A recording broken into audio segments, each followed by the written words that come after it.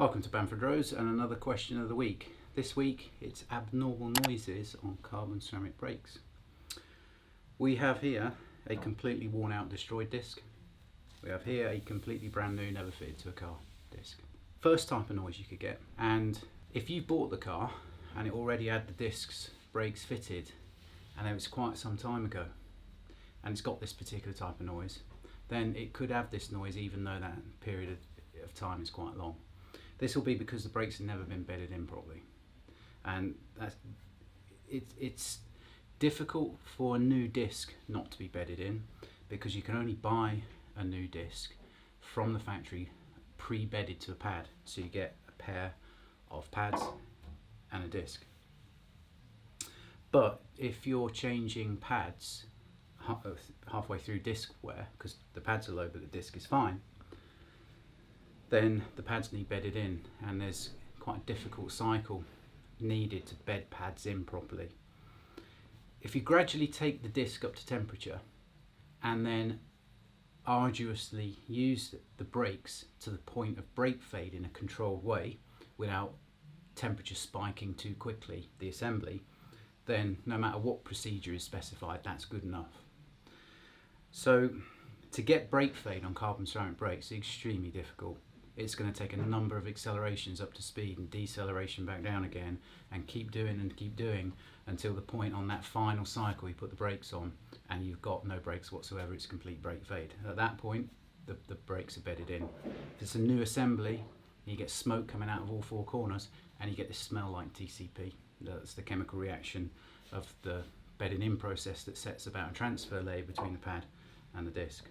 So cause of squealing, and often accompanied by poor brake performance, is going to be pads that aren't bedded in properly. Now, when these are installed in the caliper, you probably see there that there's some whiting of the edge where the pad would be touching the disc. That's indicative that the pad is bedded in properly, because you get that white witness mark when the pads have been up to sufficient temperature.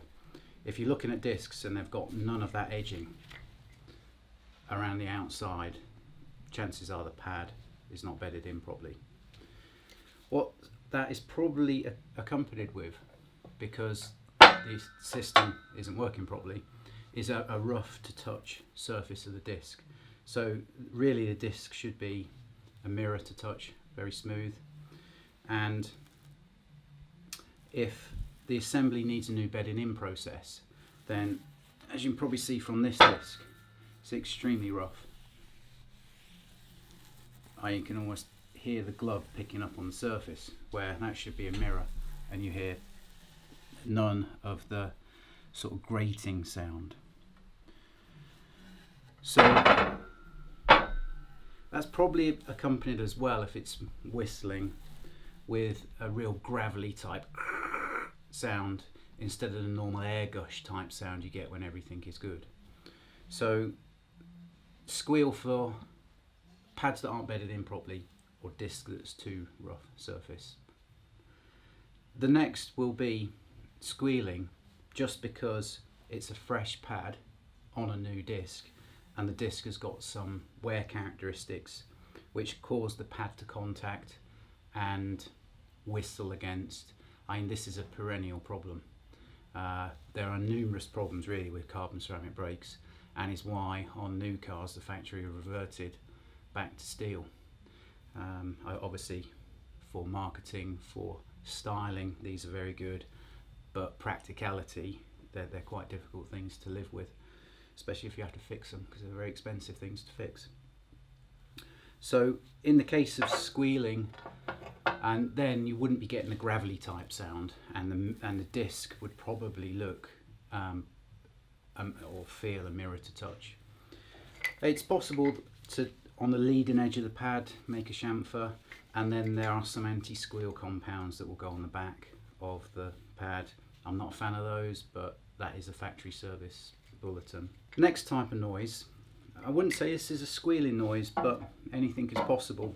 This is where the phosphor bronze pins that mount the pad to the backing plate wear through, and this set is exactly at that point in time, and the point in which the pins rub through is actually before the wear indicator would come on. When the pins start to rub through, probably when the factory was developing this, they thought that pins protruding and rubbing on the disc wouldn't be a problem, but after years of heat cycling, those pins have gone quite hard, and now the pins protruding through causes a problem. You often get a circular sort of wear mark around the circumference. You can often hear that as the locating pin is acting against these cooling holes. I've never heard that as a squealing. So those are the types of sounds that you can get from these brakes, and what the typical causes are. I mean, if you're looking to buy a car, or you have got a car and it's got some abnormal noises, efficiency is a bit poor, best thing you can do is run it through a thermal reconditioning cycle, get the brakes really hot, and that will help create a transfer layer between the disc and the pad, try and return a disc with a rough surface back to a mirror to touch surface, hopefully improve efficiency and get rid of noise. But getting to the bottom of a squealing noise can be a real pain, and sometimes you replace everything, put leading edges on the pads, put some compound, anti-squeal compound on the back of the pad, and never going to alter the squealing. Root cause is more than likely the disc, and obviously it's very expensive to replace a disc when there's some wear left in it. Could be cases where the pad is loose, maybe in a caliper and it's moving around a bit, but each car's different. You'd need to examine that.